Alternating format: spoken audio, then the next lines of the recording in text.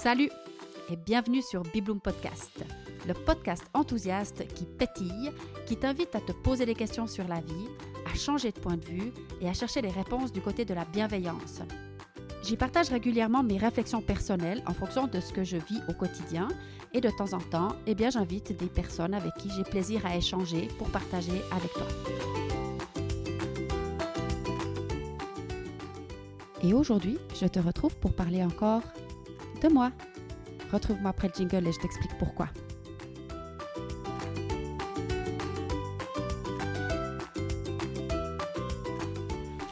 Oh waouh, quel plaisir de te savoir écouter ce deuxième épisode de Bibloom Podcast.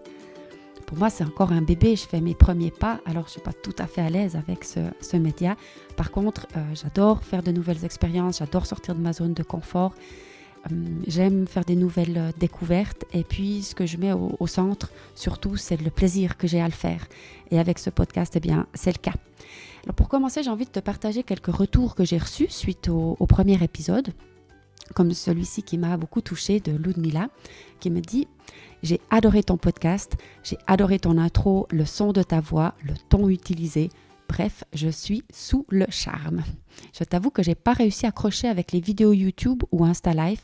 Je crois que j'aime pas regarder quelqu'un de statique qui parle. Pas toi, tous, même mes chouchous, je zappe au bout de quelques secondes. Les mots utilisés pour parler de toi, les jolis exemples ou messages, je suis pas partie une seule seconde. Waouh, t'as réussi un truc là. Je me réjouis déjà du deuxième épisode. Et après ce message que j'ai reçu donc de Ludmila, on a continué à échanger. Puis là, elle m'a dit, ce qui m'a étonnée en fait, c'est qu'elle, c'est une visuelle et les vidéos YouTube, en tout cas la manière dont je les fais, c'est trop statique pour elle, ça bouge pas assez. Et le fait d'entendre, de recevoir le podcast au creux de l'oreille, ça l'a poussée à rester plus concentrée quand bien même elle pouvait faire d'autres choses. Et ensuite, j'ai reçu un retour de mon amie Danielle. Et là, c'était intéressant parce qu'elle me dit qu'elle est visuelle aussi et que du coup, elle préfère les vidéos YouTube, ce qui montre bien qu'on est tous différents. Mais qu'elle a aussi bien apprécié écouter le podcast parce que ça lui, comme si, quelque sorte, ça lui prend moins de temps. Elle peut faire autre chose en même temps qu'elle écoute et ça, c'était plutôt chouette pour elle. Après, j'ai aussi eu un retour intéressant de ma sœur, Valérie, qui me dit « Ah bah ouais, c'est chouette ce podcast, je ne connaissais pas et tu as moins l'accent fribourgeois quand tu parles comme ça. » Et ça, forcément, j'ai trouvé très, très drôle.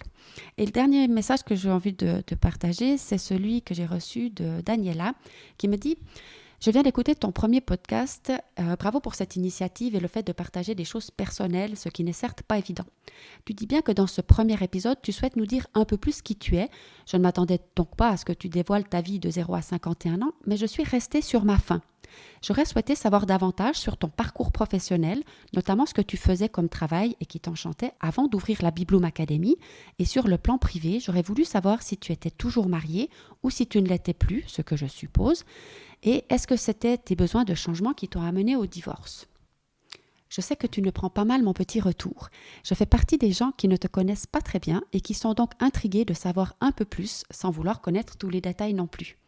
Alors tu as bien raison, Daniela, je ne prends pas mal ton retour, en effet, et même je t'en remercie parce qu'il m'inspire pour ce deuxième podcast qui permet en fait de donner un peu plus d'informations effectivement sur mon parcours à toi, mais à d'autres personnes peut-être qui souhaiteraient la même chose.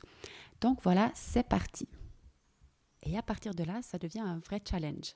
Rester naturel et authentique, faire en sorte que ça t'intéresse jusqu'à la fin et être le plus concise possible. Alors voilà, je vais laisser venir ce qui vient et puis essayer de le faire en une prise. Alors pour planter le décor peut-être, moi, je me suis toujours sentie un peu différente de tout le monde. Donc j'ai masqué beaucoup mon hypersensibilité par ce qu'on appelle un caractère de cochon. On disait de moi que quand j'avais quelque chose dans la tête, je ne l'avais pas ailleurs.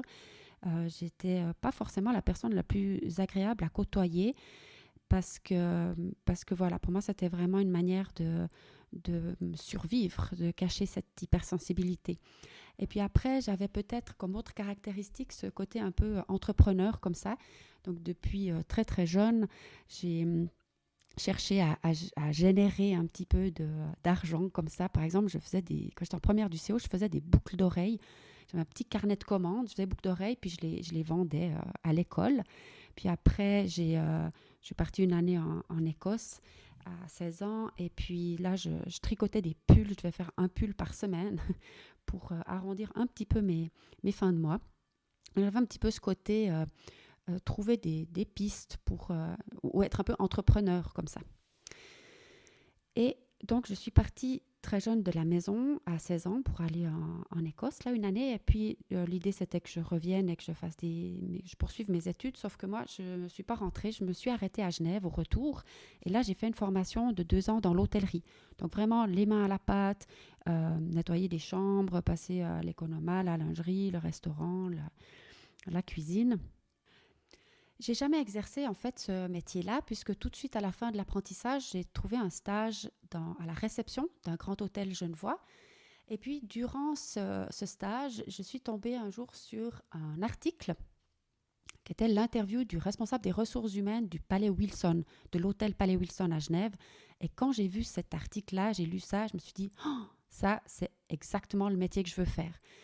Alors, j'ai pas compris tout de suite l'impact que cette lecture aurait sur ma vie et c'est seulement dans les dernières années, là, en regardant un peu dans le rétroviseur, que j'ai compris l'importance que ça avait eu. Parce que en lisant ça et en me disant « Waouh, c'est exactement ce que je veux faire dans ma vie », même si je m'en suis pas rappelée, en fait, après, j'avais comme planté cette petite graine-là qui m'a permis, en fait, de m'ouvrir à toutes les opportunités qui m'amèneraient là, même si après, j'avais complètement oublié cette chose-là.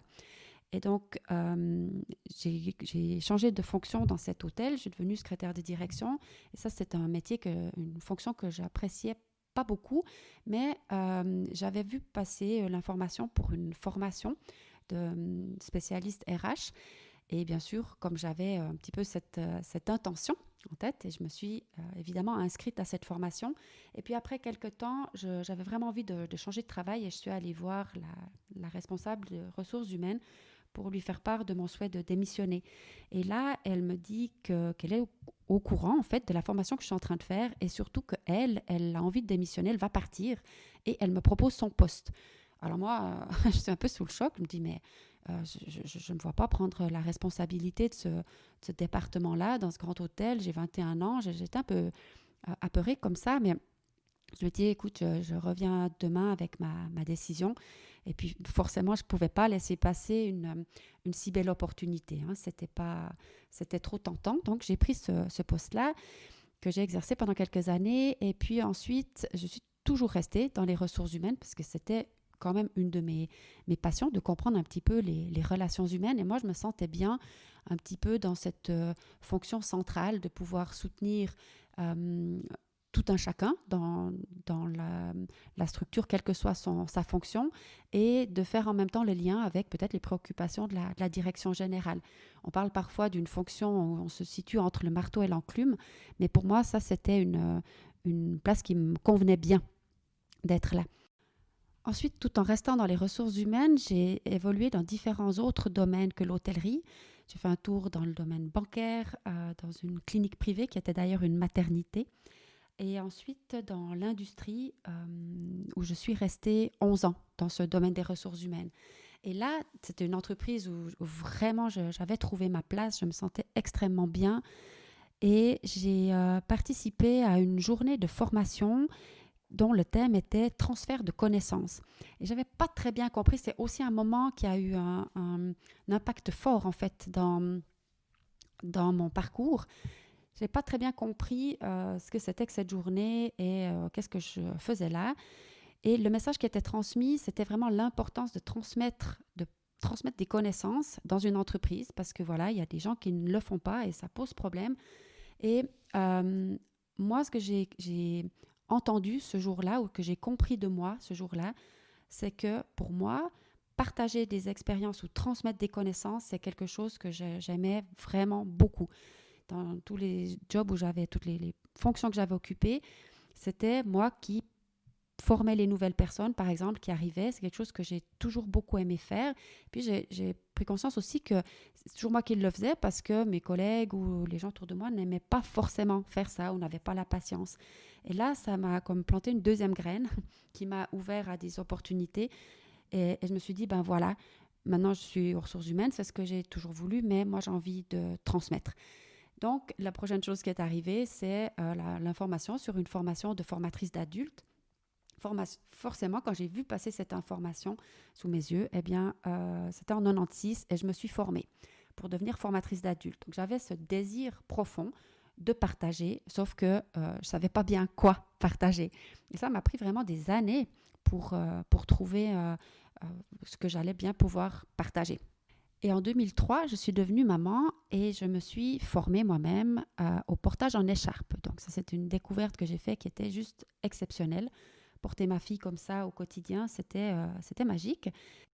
Et lorsque ma fille a eu quelques mois, je me suis rendu compte qu'il n'y avait personne en Gruyère qui donnait des cours de portage. Et quelques temps plus tard, j'ai pu participer à une formation pour devenir moi-même animatrice de portage en écharpe, ce que j'ai fait donc depuis 2004. Ensuite, je me suis formée pour donner des ateliers de communication gestuelle avec les bébés, puis des cours de gym, ballon-forme prénatal et postnatal. Et j'ai exercé ça pour mon plus grand bonheur pendant une dizaine d'années. Et en 2014, les enfants ayant grandi, j'étais tout à fait prête à accueillir une nouvelle activité dans mon domaine professionnel.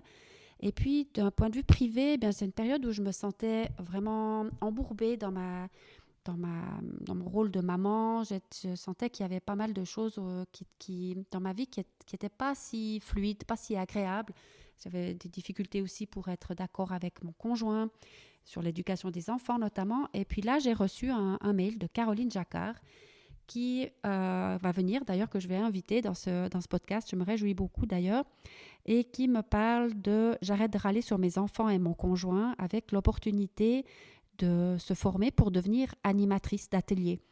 Et là, vraiment, comme pour moi, à ce stade-là, c'est vraiment une évidence de chercher des outils qui sont utiles pour moi d'un point de vue personnel pour les mettre après au service de mes clients, en fait.